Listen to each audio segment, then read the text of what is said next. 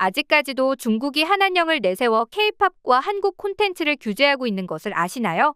2016년부터 본격화된 한한령은 중국 내에서의 K-팝 가수의 공연, 한국 드라마의 방영과 영화 상영 등 다양한 한국 관련 콘텐츠를 제한하면서 큰 논란이 되었죠. 심지어 이런 한한령이 시행되며 중국 언론에 부쩍 등장한 주장들이 있는데요. 바로 K-팝의 시대는 이제 끝났다. 중국 내 시들해진 한류의 인기, 한류 문화는 오늘날 중국 시장에 의해 빠르게 도태되고 있다 같은 주장들이죠. 그런데 그런 중국 측 주장이 무색하게 현재까지도 K-팝과 한국 콘텐츠는 중국의 SNS 플랫폼인 빌리빌리, 더우인, 웨이보 등을 점령하고 있는 실정입니다. 오히려 중국인들의 K-팝과 한국 콘텐츠에 대한 관심은 여전히 식을 줄 모르고 더 핫하게 불타오르고 있다는데요. 특히 최근에 이를 가장 잘 보여주는 일이 생겼습니다. 사실 중국 정부가 K-팝을 규제해서 K-팝 가수는 중국 본토에서 콘서트를 하지 못하는데요. 그럼에도 K-팝 콘서트를 원하는 중국인들의 요청이 계속되니 K-팝 없는 K-팝 콘서트가 중국 전역에서 열리고 있었던 거죠. 대체 무슨 일이 벌어지고 있는 걸까요? 자세한 내용 함께 알아보도록 하겠습니다. 최근 중국에서는 K-팝 없는 K-팝 콘서트가 열풍을 일으키고 있습니다. 이런 콘서트들은 주로 K-팝 라이브 투어나 K-팝 댄스 페스티벌 같은 이름으로 진행되는데 실상은 한국 가수가 직접 무대를 서는 것이 아닌 K-팝 음악과 안무를 활용한 퍼포먼스 쇼인데요. 콘서트가 시작되면 BTS, 블랙핑크, 아이유, 빅뱅, 에스파 등의 유명한 K-팝 곡이 흘러나옵니다. 그러면 현지의 댄스팀과 중국인 커버 가수들이 등장해 원곡 가수들의 퍼포먼스를 그대로 재현하거나 비슷하게 각색된 무대들을 선보이는데요. 음원은 원곡 그대로를 사용하는 경우가 많아 현장의 관객들은 마치 진짜 K-팝 콘서트를 관람하는 것 마냥 환호합니다. 문제는 설명했듯 이런 콘서트엔 한국의 K-팝 가수가 일절 등장하지 않는다는 사실이죠. 심지어 이런 근본 없는 K-팝 공연이 어쩌다 한번 특별히 개최되는 것이 아닌 중국 본토에서 쉽게 접할 수 있다고 해 충격을 안기는 중인데요. 연말인 지금도 베이징은 물론 산둥성 진안, 산시성 타이위안, 텐진 등 중국의 대도시들에서 K-팝 공연들이 줄줄이 예정되어 있다고 하죠.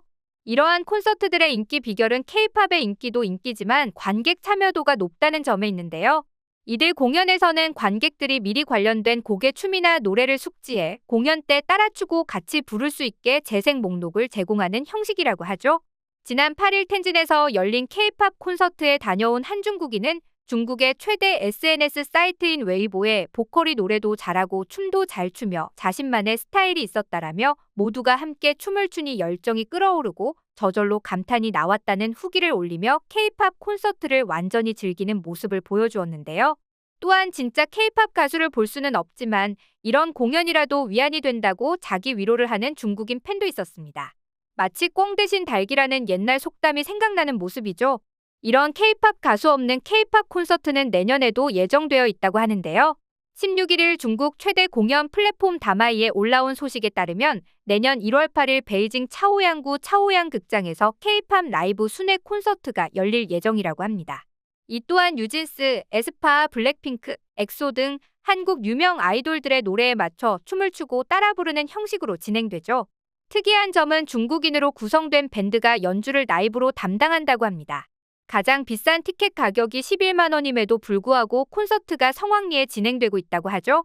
문제는 이런 중국인들의 K-팝 소비에 따른 이득을 한국이 전혀 누리고 있지 못하는 점인데요. 대부분의 공연이 한국 기획사와의 정식 계약 없이 진행되고 있다는 것이죠.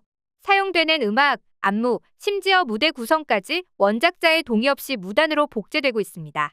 한한령으로 한국 콘텐츠의 정식 수입이 막혀있는 실상이다 보니 K-팝 음악이 무단으로 사용되는 것은 물론 이에 따른 수익도 고스란히 중국 쪽이 가져가고 있다는 건데요. 원칙대로라면 원곡자 본인이 직접 서재하는 공연 무대라고 하더라도 콘서트나 페스티벌 등에서 노래를 틀면 저작권료가 지급되어야 합니다.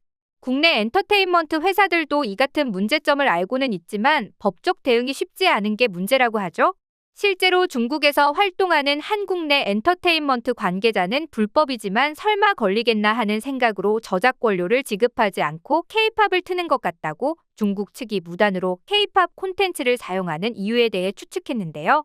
또 다른 문화계 관계자는 중국 측이 단순히 공연만 하는 것이 아니라 불법 다운로드 받은 한국 영상물을 무대 배경으로 사용하거나 굿즈를 제작해 판매하기도 한다며 중국의 도를 넘은 행태를 문제 삼고 나섰죠. 이 모든 게 한국 문화를 너무나도 소비하고 싶지만 그러지 못하는 중국인들의 절박한 마음에서 비롯된 것들이라는데요. 실제로 중국은 한한령이니 뭐니 하면서 어떻게든 중국인들의 한류 소비를 막으려 안간힘을 쏟고 있지만 전혀 먹혀들지 않고 있습니다. 하지 말라면 더 하고 싶은 법이라고 했던가요? 중국의 MZ들은 지금 좋아하는 K-팝 그룹의 실물을 보기 위해 몰래 가까운 태국, 베트남, 대만 심지어 한국으로 직접 올 만큼 대단한 열정을 보여주고 있죠. 일례로 블랙핑크의 봄핑크 글로벌 투어가 베트남 하노이 미단 스타디움에서 개최되자 중국의 최대 SNS인 웨이보가 발칵 뒤집혔는데요. 중국의 블랙핑크 팬들은 블랙핑크 콘서트를 보기 위해 베트남에 가고 싶다는 간절한 바람을 전하며 베트남 비행기 요금, 콘서트 티켓 예약 방법, 출입국 절차 등을 SNS에 활발하게 공유했습니다. 또한 홍콩은 중국 본토와 달리 한한령의 영향을 덜 받는다고 알려져 있는데요. 이러한 홍콩에서 블랙핑크, 스트레이키즈, 세븐틴 등 유명 K-팝 월드 투어가 열리기라도 하면 중국 본토 팬들이 몰려가 티켓을 매진시키고 호텔 예약까지 싹쓸이 해버립니다. 심지어 더 좋은 자리에 가기 위해 원래 콘서트 티켓값보다 비싼 돈을 지불하는 것도 전혀 마다하지 않죠. 올해에도 아이유의 콘서트가 홍콩과 대만에서 열렸을 때도 마찬가지였는데요. 중국인들은 치열한 티켓팅 전쟁을 펼쳤고 심지어 이마저도 구하지 못한 네티즌들 사이에서 암표 구하기 열풍이 번지며 티켓 가격이 180만 원까지 치솟기도 했습니다. 아예 한국에서 정식으로 열리는 콘서트를 소비하는 중국인의 수도 어마어마한 것으로 알려졌는데요. 올해 3월 인천 아시아드 주경기장에서 열린 보이그룹 세븐틴의 앙코르 투어 콘서트 관객 5만 6천 명 중 3분의 1 이상은 외국인 팬이었는데 그 중에서도 중국인 팬들의 숫자가 가장 많았다고 하니 중국에서의 K-팝 인기가 어마무시하다는 것을 알 수 있죠. 한 중국인 팬은 세븐틴 공연을 보려고 일주일 휴가를 내고 왔다고 밝히며 깊은 팬심을 숨기지 못했습니다. 비행기 티켓과 숙박비, 비싼 티켓값까지 감수하며 K-팝을 즐기는 열정은 그 자체로도 놀라운 현상인데요. 이처럼 중국은 한한령을 통해 K-팝과 한국 콘텐츠의 확산을 막으려고 했지만 현실은 정반대인 모습입니다. K-팝 없는 K-팝 콘서트와 같은 기형적인 형태의 소비를 보일 정도로 여전히 K-팝과 한류에 목숨을 건 중국인들이 속출하고 있기 때문이죠. 특히 전 세계적으로 앨범 구매량이 가장 많은 국가 중 하나로 중국이 늘 자리를 차지하고 있는 것만 봐도 중국인들이 얼마나 K-팝에 진심인지 알 수 있는데요. 한편 중국에서도 한류가 꾸준히 뜨겁게 사랑받고 있는 것은 좋은 현상이지만 여전히 불법적으로 소비하고 있는 저작권 문제나 한국 콘텐츠 규제 문제는 하루빨리 해결해야 하는 과제로 남아 있습니다.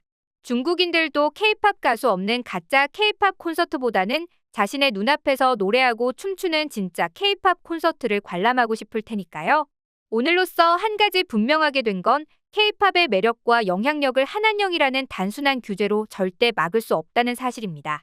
이쯤이면 중국은 자존심을 내세울 게 아니라 자국민들이 그토록 권하는 K-팝을 열린 마음으로 수용할 때가 아닐까요? 오늘 영상도 시청해주셔서 감사합니다.